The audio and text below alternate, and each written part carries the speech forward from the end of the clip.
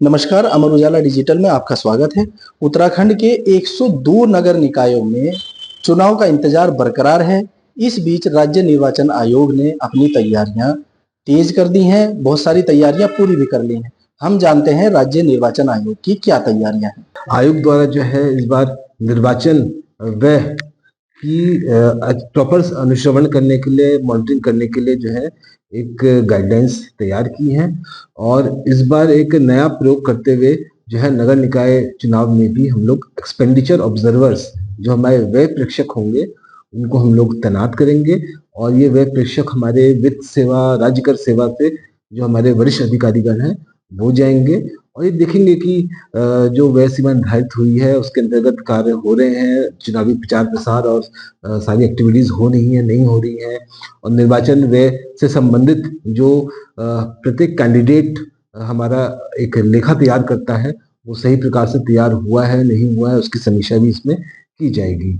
आयोग द्वारा इस बार नगर निकाय चुनाव के लिए जो अधिकतम व्यय सीमा है विभिन्न पदों के लिए, उसमें भी चेंजेस किए हैं।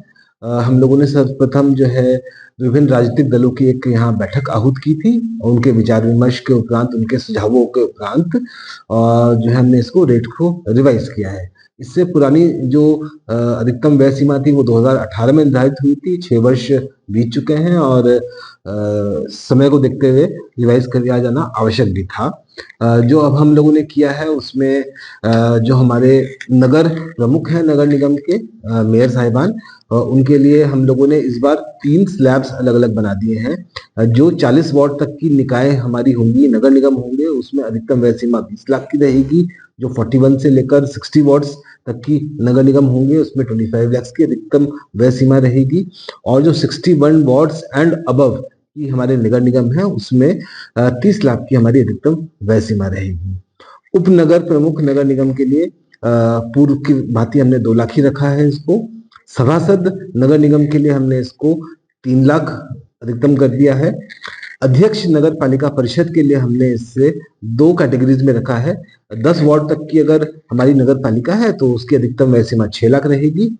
10 लाख से ऊपर है तो 8 लाख हो जाएगी। सदस्य नगर पालिका परिषद के लिए 80,000 रखी है अधिकतम व्यय सीमा। अध्यक्ष नगर पंचायत के लिए 3 लाख रुपए अधिकतम व्यय सीमा और सदस्य नगर पंचायत के लिए 50,000 रखी है हमने इसमें। सबका एक ही सवाल है कि उत्तराखंड के निकाय चुनाव कब होंगे, तो आप क्या मानते हैं सर? क्या देखिए, जहां तक मैं राज्य निर्वाचन आयोग उत्तराखंड की मैं बात करूं तो हम लोगों की वोटर लिस्ट से लेके जो अदर जितनी भी चीजें होती हैं, संपूर्ण तैयारियां हो चुकी हैं हमारी।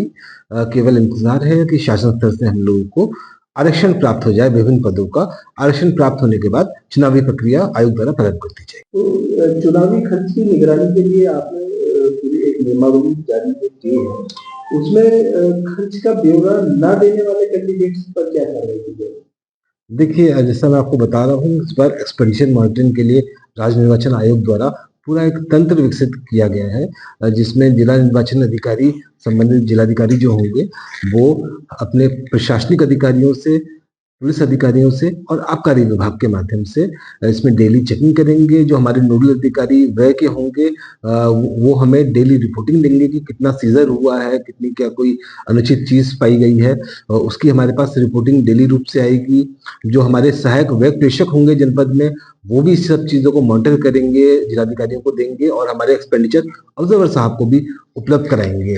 और इसमें जो निर्वाचन व्यय से संबंधित इनको लेखा प्रस्तुत करना होता है, अगर वो अंतिम अवसर भी समाप्त हो गया, वो नहीं करने में असफल रहते हैं कोई भी उम्मीदवार, तो आरपी एक्ट के अकॉर्डिंग 3 वर्ष के लिए उनको चुनाव लड़ने पर प्रतिबंध लगाया जाएगा। सचिन साहब, राज्य निर्वाचन आयोग की शहरी निकाय के चुनाव को लेकर क्या तैयारी है? अवगत कहना चाहूंगा, हमारे कुल 102 नगर निकाय जो है जिनका चुनाव होना है, इन सभी 102 निकायों के संबंध में हमारी वोटर लिस्ट का कार्य पूर्ण हो चुका है। वोटर लिस्ट हमारी बिल्कुल तैयार है और इसमें हमारे जो अभी तक निकल के आए हैं 30,58,000 प्लस जो है मतदाता हमारे हो चुके हैं। और क्योंकि मतदाताओं का को जोड़ना, घटाना, उनमें चेंजेस करना, ये एक निरंतर प्रक्रिया है और ये नॉमिनेशन तक हो सकती है, लास्ट डेट ऑफ नॉमिनेशन तक हो सकती है, तो वो संख्या बाद में चेंज भी हो सकती है आपकी। और दूसरी बात है कि इसमें जो भी नॉमिनेशन के संबंधित चीज़ें होती हैं, प्रपत्र होते हैं, चाहे इसमें आदर्श आचार संहिता की गाइडलाइंस होती हैं, विभिन्न निर्देश पुस्तिकाएँ होती हैं, विभिन्न निर्वाचन में जो किट्स तैयार होती हैं, वो सभी चीज़ें हमारी तैयार हो चुकी हैं जनपद लेवल पर भी, और जो आयोग स्तर से होनी है वो भी हम लोग पूर्ण कर चुके हैं। तो ये थे राज्य निर्वाचन आयोग के सचिव राकेश गोयल। उनका कहना है कि निर्वाचन आयोग ने अपनी तैयारियां पूरी कर ली हैं। प्रत्याशियों के खर्च की सीमा तय कर दी गई है। पहली बार खर्च की निगरानी करने के लिए व्यय पर्यवेक्षक भी तैनात किए जाएंगे। अब सरकार से चुनाव को हरी झंडी मिलने का इंतजार है। अमर उजाला देहरादून के लिए आफताब अजमल। अगर आप ये वीडियो YouTube पर देख रहे हैं तो हमारे चैनल को सब्सक्राइब करें और बेल आइकन को दबाना ना भूलें। अगर आप Facebook पर ये वीडियो देख रहे हैं तो हमारे पेज को लाइक करें।